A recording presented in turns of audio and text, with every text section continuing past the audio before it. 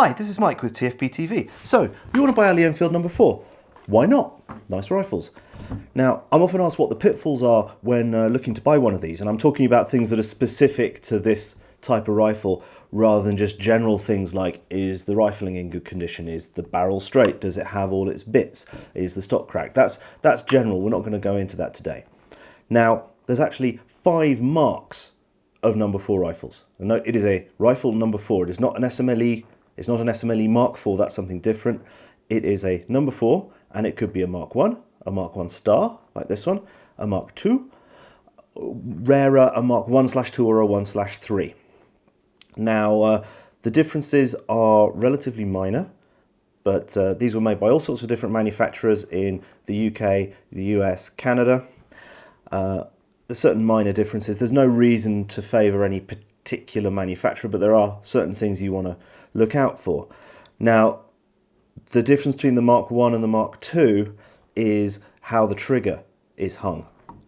On the Mark 1 and the Mark 1 star, it's hung on the trigger guard, and on the Mark 2 and the later ones, which are conversions from the earlier ones, it's hung on a lug that's brazed onto the receiver. You might get a slightly better trigger pull out of a hung trigger. You might not. I wouldn't treat that as a defining decision-making point as to whether I bought one. Even if I had a choice, they're not as plentiful as they used to be anywhere, even in the UK. So I wouldn't worry too much about that. I'd go on overall condition and, most importantly, the stocking up.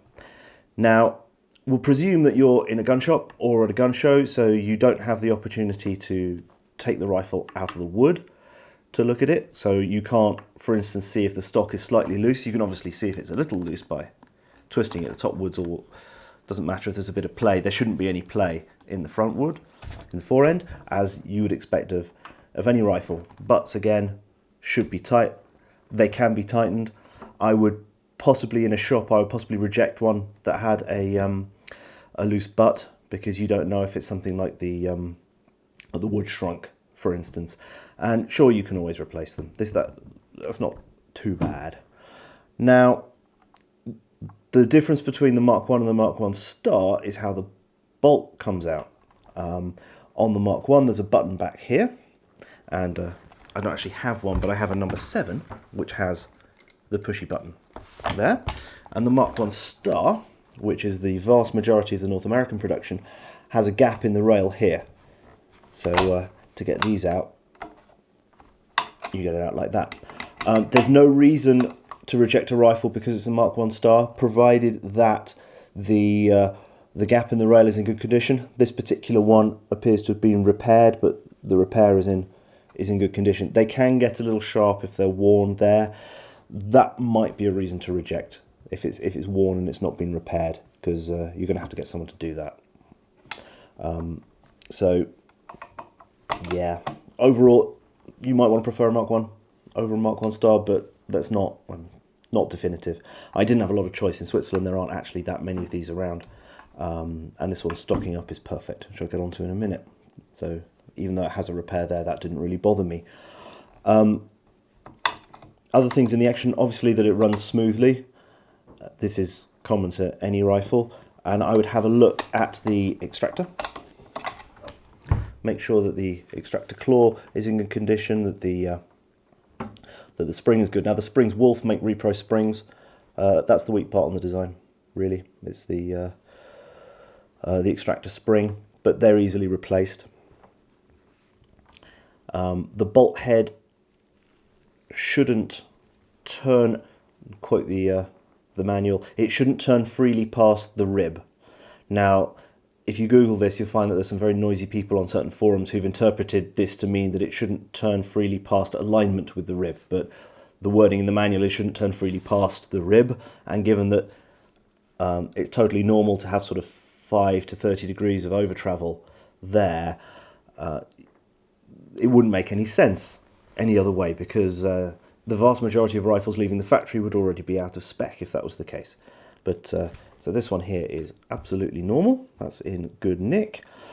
Basically, if it's turning further than that, it's because these threads here have worn. And yeah, you can replace bolt heads, but actually fitting them properly is non-trivial, so I wouldn't worry about that. One thing I'm not going to talk about is headspace. Oh wait, yes I am.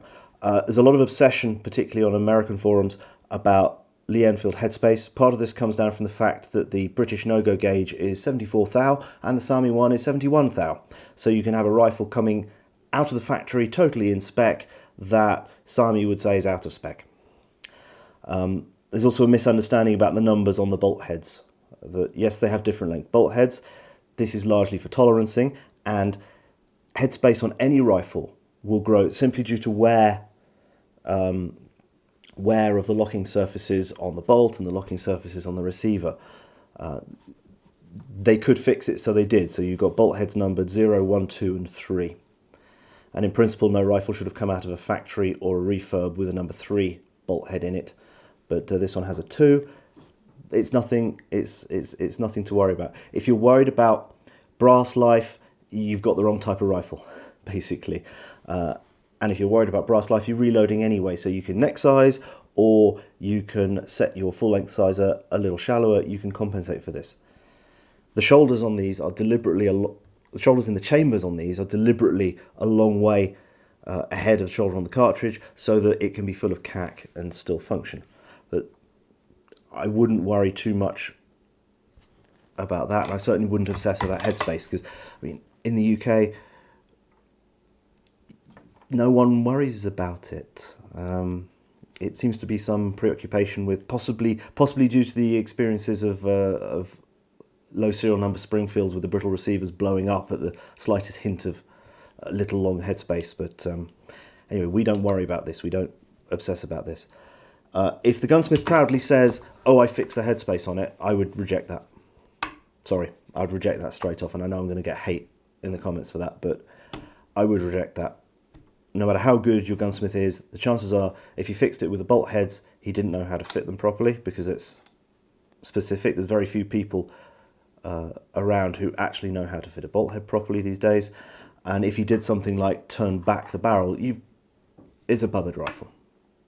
I mean, what's a few thou between friends? Even if it does close on a 74 thou gauge, it's a rimmed cartridge. You've got masses of material there. There's no safety issue, and you probably badly influence the stocking up by turning it back, because you will have affected the stock bearing here under the barrel reinforce, the thick part of the barrel. Moving on, there's 3 main types of rear sight. You've got the most basic battle sight here, which is what I've got on this one, and I'm leaving it on this one for the minute because I want to work with it and actually see how well it performs, see how adequate it is. And you've got a low position, which is 300 yards with the bayonet fixed, or 400 without the bayonet, and a long range hole for 600 yards without the bayonet.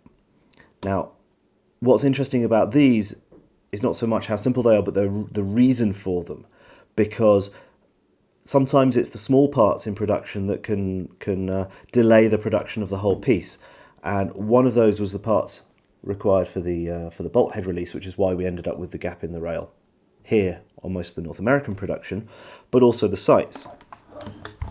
The best type of sights are the flip-up click-adjustable micrometer sights. However, these are precision pieces of engineering, and they were finding that production of these was delaying completion of assembling the rifles, so they very, very quickly came up with this 2-flip battle aperture. Now, they're all easily interchangeable. You can find these on eBay. Sometimes they're ones for the No. 5 rifle, which you can identify because they're only sighted up to 800 yards instead of 1300. Interestingly, the battle sight is lower on them as well. But there's also a type of pressed metal rear sight with a slide. In fact, there's several different patterns of these that differ marginally one from the other, but battle sight is at 300 or 400 yards depending on whether the bayonet's fixed, and then you've got a slider to set the range. For target shooting, obviously these are the most desirable, but again, finding replacements, it's not really particularly difficult.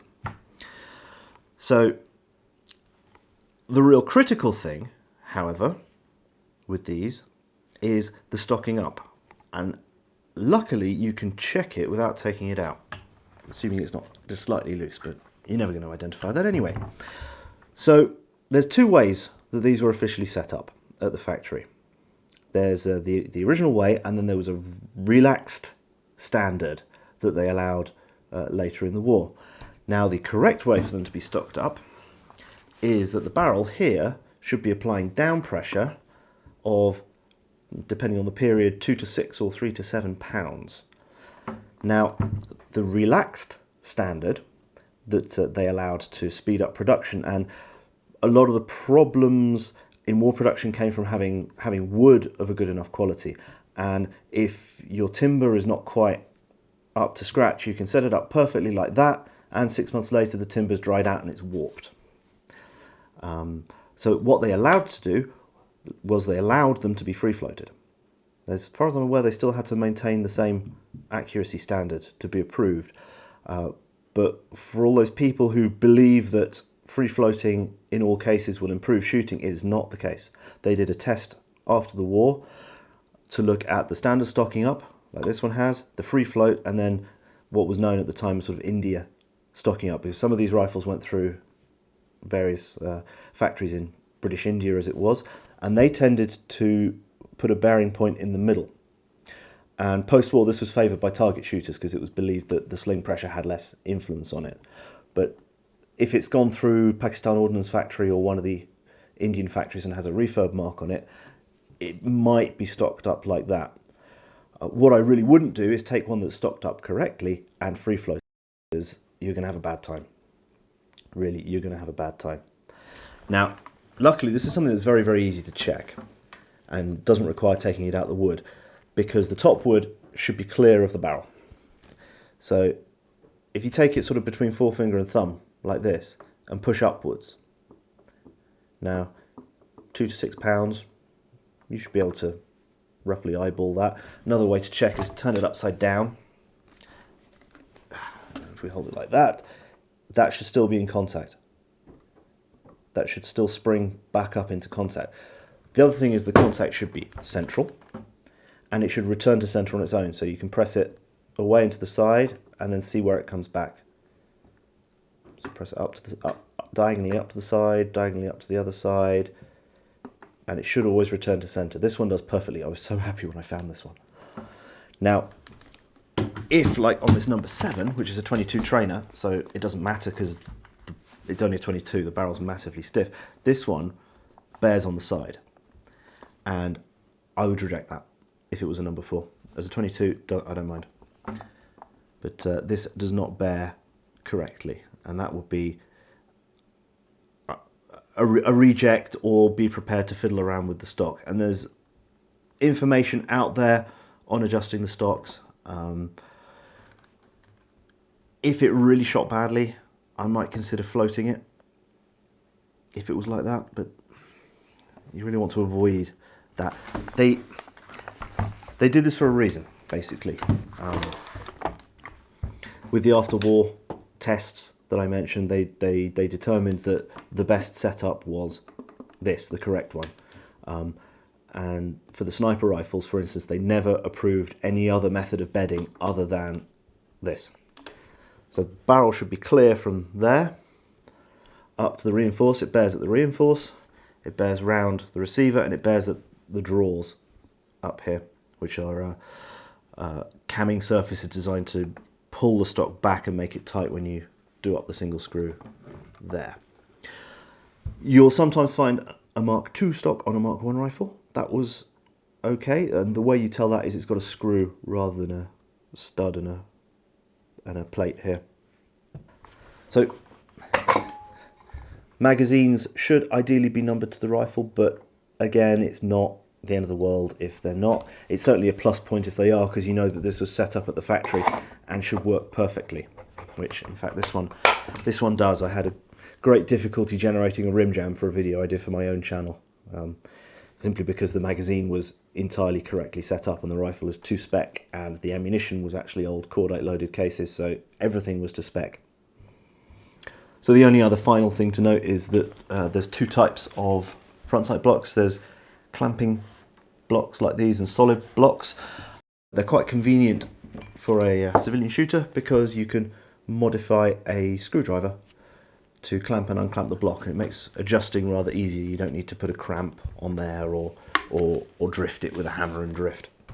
So I hope you enjoyed the video. Please, if you like this kind of content, please consider supporting our sponsors Proxibid, Ventura Munitions, and our new sponsor Vista Outdoor. Please go and buy their products, use their services, links in the description below, and please consider supporting us on Patreon. Thanks. Bye.